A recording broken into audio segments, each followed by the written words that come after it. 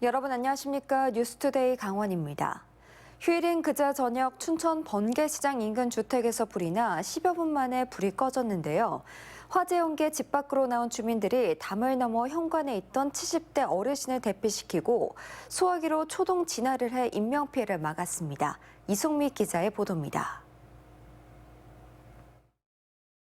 강한 불길과 함께 희뿌연 연기가 창문 옆으로 새어나옵니다. 이웃 주민들은 황급히 집 밖으로 나옵니다. 희뿌연 연기가 금세 CCTV 화면을 가릴 정도로 불길이 세졌습니다.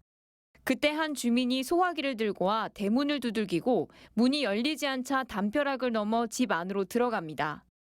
뒤이어 또 다른 주민 한 명이 소화기를 들고 초동진화에 합세합니다. 마을 주민은 이 담벼락을 넘어가서 불을 끄다가 집에 있던 70대 어르신을 발견했습니다.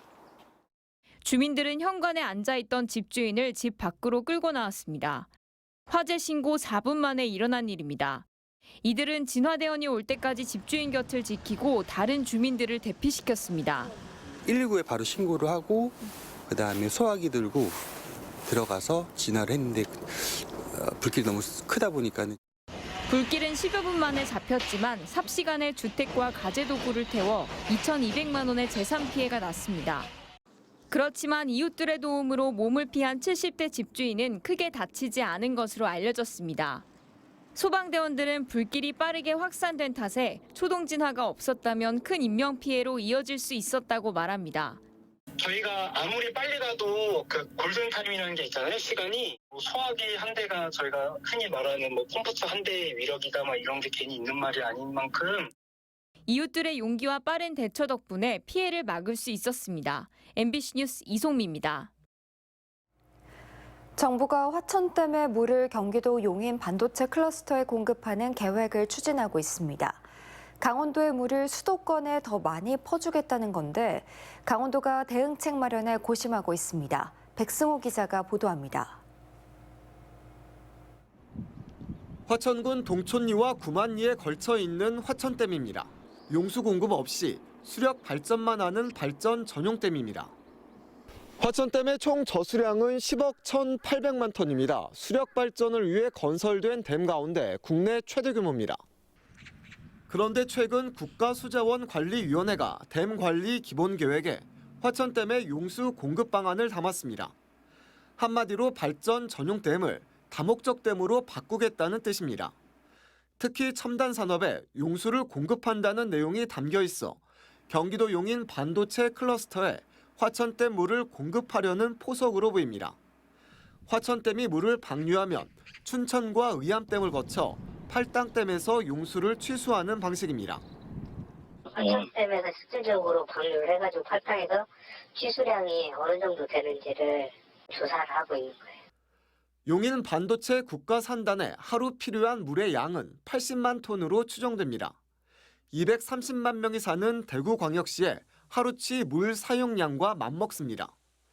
정부는 2035년부터 하루에 60만 톤의 화천댐 물을 공급한다는 구상을 갖고 있습니다. 물량이 구체적으로 산정이 안 됐어요. 나올지 그 시범 운영을 지금 하고 있거든요. 강원도는 대응 방안을 고심하고 있습니다. 강원도의 물을 수도권에 넘겨주는데 그냥 줄 수는 없다는 입장입니다. 강원도 관계자는 정부의 보상 방안을 건의할 예정이라며 댐 주변 지역 규제 완화와 수익금 배분, 신규 유역관리 기금 조성과 같은 방안을 예로 들었습니다. 또 강원특별법에 댐으로 인한 초과 이익을 환수할 수 있는 특례를 넣을 수 있다고 덧붙였습니다. 하지만 정부가 화천댐 용수 공급에 강원도와 상의 없이 사실상 패싱한 것 아니냐는 지적도 있어 앞으로 논의가 쉽지는 않을 전망입니다. MBC 뉴스 백소입니다. 국민의힘과 더불어민주당의 공천 심사 결과가 나오며 후보군 윤곽이 뚜렷해지고 있습니다. 하지만 여전히 선거구가 획정되지 않아 혼란이 큰데요. 선거구 획정을 놓고 여야가 합의점에 이르지 못할 경우 혼란이 불가피할 것으로 전망됩니다. 홍한표 기자가 전해드립니다. 국민의힘 공천관리위원회가 강릉시 선거구에 권성동 의원을 공천했습니다. 더불어민주당은 김중남, 배선식 후보가 경선이 치르고 있어 승자가 대결을 펼칩니다. 강릉 지역의 판세는 더욱 복잡해졌습니다. 공천에서 탈락한 김한근, 오세인 예비 후보가 무소속으로 출마할 경우 개혁신당 이영랑, 진보당 장지창 후보와 함께 다자 대결 양상으로 흐를 수도 있습니다. 국민의힘과 더불어민주당의 단수 공천과 경선 지역은 윤곽이 뚜렷해지고 있습니다. 국민의힘은 원주 갑 박정하, 홍천 횡성 영월 평창 유상범, 경선 포기로 단독 공천된 동해 태백 삼척 정선 이철규 의원까지 4명의 현역 의원이 뛰게 됐고 원주 을 선거구는 김한석 후보가 단독 공천됐습니다. 국민의힘 경선 지역은 춘천 철원 화천 양구 을 선거구는 한기우 의원과 이민찬, 허인구 등 3파전으로 갑 선거구는 노용우 의원과 김혜란 후보가 맞대결을 치를 전망입니다. 더불어민주당은 원주 을 선거구 송기현 의원과 춘천 철원 화천 양구 갑 선거구 허영 의원이 총선 주자로 나서며 동해 태백 삼척 정선 한호연, 홍천 횡성 영월 평찬 허필홍 후보가 단수 공천됐습니다. 더불어민주당의 경선 지역은 강릉을 비롯해 원주 갑 선거구에 여준성, 원창목 후보가, 춘천 철원 화천 양구 을 선거구에 유정배, 전성 후보가 뛰게 됩니다. 남은 선거구는 속초, 인제, 고성, 양양인데 여야 모두 공천 심사 결과가 안개 속입니다. 여야가 선거구 획정에 접점을 찾지 못하면 선거구 획정위원회의 원안대로 총선이 치러질 수 있어서입니다. 원안에는 춘천이 갑 을 선거구로 단독 분구되고 춘천과 떨어진 철원 화천 양구는 속초 인제 고성과부터 6개 지자체가 모인 공용 선거구가 됩니다. 또 양양은 강릉 선거구와 합치게 돼 자칫 해당 지역의 공천은 원점에서 재검토될 가능성도 있습니다. MBC 뉴스 홍한피입니다. 터널 공사를 하다 발견된 영월 분덕제 동굴이 천연기념물로 지정됐습니다. 동굴 내부의 보존 상태가 좋아 학술적, 교육적 가치가 높다는 평가가 나옵니다. 벌써부터 관광 자원화 기대감이 크지만 영월군은 조심스럽게 접근하겠다는 입장입니다. 이병선 기자입니다. 쏟아지던 빗줄기가 얼어붙은 것처럼 바닥을 향해 내달리는 종유관 따발이 동굴에서 모습을 드러냈습니다. 빨대 같은 종유관 아래로는 석순이 솟아나고 산호처럼 벽면에 달라붙거나 솜털로 피어난 석화도 있습니다. 미세한 붓으로 그 갈 길을 모른 채 흰 물감을 흩뿌린 것 같은 곡석은 그 자체로 자연의 신비입니다. 지난 2020년에 영월 북면과 영월읍을 잇는 분덕제 터널 공사 중에 발견된 천연 석회암 동굴, 분덕제 동굴이 천연기념물로 지정됐습니다. 총 길이가 1.8km가 넘는데 석회암 동굴로는 삼척 환선굴과 영월 고시굴에 이어 3번째로 큰 규모입니다. 특히 종유관과 석순, 곡석 등 동굴 생성물의 보존 상태가 좋고 미세한 기복이 있는 지형도 다양하게 분포해 학술적, 교육적 가치가 높은 걸로 평가됐습니다. 영월군은 앞으로 동굴 내부의 정밀한 연구조사를 진행하고 관리 계획도 수립할 방침입니다. 일단 지금까지는 천연기념물 지정을 위한 기초조사만 진행했기 때문에 내부 구조를 정밀하게 측량하는 한편 동굴 생성물들의 특징을 조사하는 등 학술적으로 연구가 진행됩니다. 그 이후 종합관리계획을 수립하면 보존 방식이나 활용 방안을 고민하게 되는데 지역민들이 관심을 갖는 건 이 부분입니다. 관광 자원화 가능성에 기대를 걸기 때문입니다. 관리계획을 수립하는 과정에서 주민들뿐만 아니라 지역의 많은 분들이 참여를 해서 그 방향을 도출해내는데 같이 참여할 수 있도록 해나갈 계획입니다. 다만 분덕제 동굴이 길이가 긴 것에 비해 폭이나 높이가 일정하게 큰 게 아니기 때문에 향후 활용 방식을 놓고 영월군도 신중하게 접근할 걸로 보입니다. MBC 뉴스 이병선입니다. 의료계 집단 행동으로 주말 응급실을 찾는 환자가 크게 줄었습니다. 강원도는 강원대병원과 한림대병원 등 4개 병원의 주말 응급실 내원 환자가 의료계 집단 행동 이전인 지난 17일과 비교해 지난 24일에는 30% 감소했다고 밝혔습니다. 강원도는 민간 이송업체 4곳과 23개 응급의료기관과 협의를 거쳐 대형병원이 중증 응급 환자 중심으로 진료에 집중할 수 있도록 경증과 비응급 환자에 대한 지역 내 책임 진료를 담당하기로 했다고 덧붙였습니다. 2021년 강원도의 도시화율이 75.9%로 2000년부터 전국에서 가장 낮은 것으로 나타났습니다. 통계청은 기준 구역 내 인구가 5만 명이 넘으면 도심, 5천 명 이상이면 도시 클러스터로 구분하는데 춘천과 원주만 도심이 확장됐고 동해 도심이 도시 클러스터로 쇠퇴했으며 태백, 고성, 평창 도시 클러스터는 감소했다고 분석했습니다. 강원도 노령화 지수는 2000년보다 4배 증가한 138.3으로 전국에서 가장 높았습니다.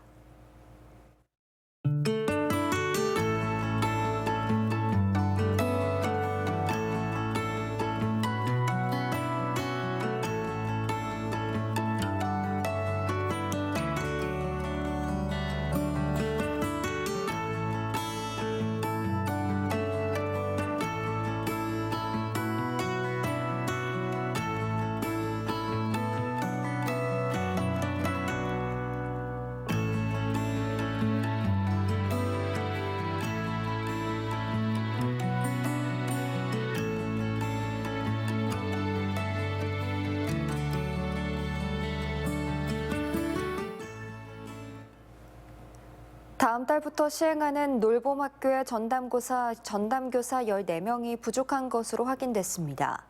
강원도교육청은 놀봄학교 운영을 위해서는 84명의 전담 기간제 교사가 필요한데 아직 14명을 채용하지 못했다고 밝혔습니다. 현재 모집 절차를 진행하고 있으며 이번 주 안에 충원이 가능할 것이라고 덧붙였습니다.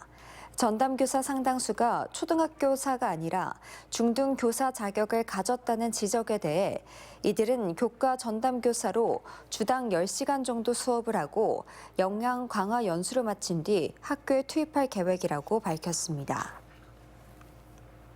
지난해 강원도 건설공사 수주액이 2022년과 비교해 큰 폭으로 감소했습니다. 강원지방통계지청이 발표한 강원도 산업활동 동향에 따르면 2023년 강원도 건설 수주액은 4조 9,147억 원으로 2022년 6조 9,735억 원에 비해 29.5% 줄었습니다. 전국적으로는 19.1%가 줄은 것에 비해 강원도는 수주액 감소폭이 더 컸습니다. 민간 수주액이 47.3%로 급감했고 토목은 수주액이 늘어난 반면 건축이 절반 수준으로 줄었습니다. 오석환 교육부 차관이 놀봄학교 현장 점검을 위해 어제 춘천 후평초등학교를 찾은 자리에서 전교조와 학교 비정규직 노조 등이 항의 시위를 벌였습니다. 전교조 등은 다음 주가 개학인데 기간제 교사 미채용이 속출하고 초등교사가 아닌 중등교사가 투입되고 있다며 졸속 놀봄학교 강행을 규탄했습니다. 이에 대해 오 차관은 전담 인력 채용을 통해 교사들의 업무 부담이 없도록 노력하고 있다며 놀봄학교와 관련해 각 시도교육청의 자율성을 최대한 보장하기 위해 고민하고 있다고 답했습니다. 원주 지역 향토기업 주식회사 삼양식품이 우산동 기존 생산공장 인근에 새 공장을 신축합니다. 삼양식품은 196억 원을 투입해 우산동 기존 생산공장 옆 새 공장 부지 4,200제곱미터에 내년까지 연면적 2,200제곱미터의 기름정제 공장을 신축하고 생산인력 30명을 채용한다고 밝혔습니다. 원주시는 삼양과 업무 협약을 맺고 각종 인허가와 행정 지원을 하기로 했습니다. 1989년부터 우산동에 자리한 삼양 원주 공장에는 현재 삼양 제분과 라운드허스 등 4개 자회사에 1,300명이 근무하고 있습니다. 평창읍내 유일한 도서관인 평창교육도서관 이전 신축 사업이 무산됐습니다.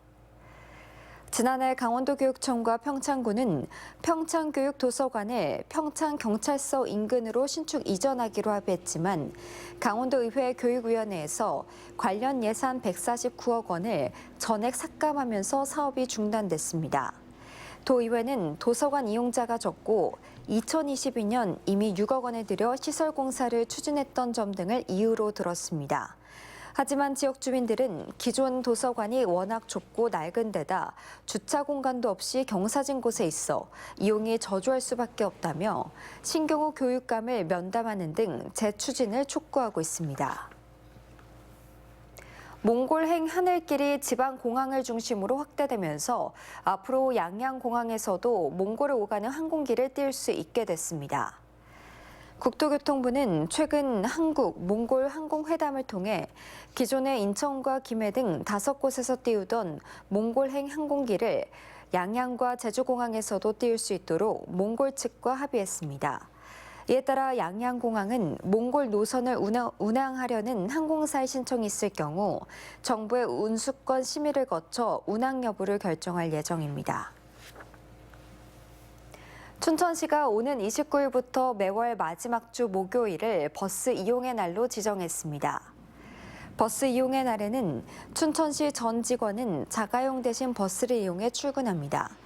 본청과 직속기관, 사업소 직원 등 1,364명이 참여합니다. 춘천시는 전 직원이 버스를 이용해 출퇴근하도록 하며 자발적인 대중교통 이용을 홍보할 방침입니다. 인제군이 올해부터 모든 산모를 대상으로 산후조리 비용을 최대 50만 원까지 지원합니다. 인제군에서 6개월 이상 거주하고 있고 인제군에서 신생아 출생 등록을 마치면 산후조리원, 산후마사지, 우울증 치료, 탈모 관리 등에 최대 50만 원을 지원받을 수 있습니다. 또 건강관리사가 출산 가정을 방문해 산모의 산후회복과 가사활동, 신생아 양육을 지원하는 산모 신생아 건강관리 서비스도 올해부터 소득 제한 기준을 폐지했습니다. 인구 감소 지역의 생활인구 증가와 관광 활성화를 위한 디지털 관광 주민증 사업이 최대 25곳까지 추가로 확대됩니다. 디지털 관광 주민증은 현재 전국 15개 인구 감소 지역에서 운영하고 있고 강원도에서는 평창군과 정선군이 포함됐습니다.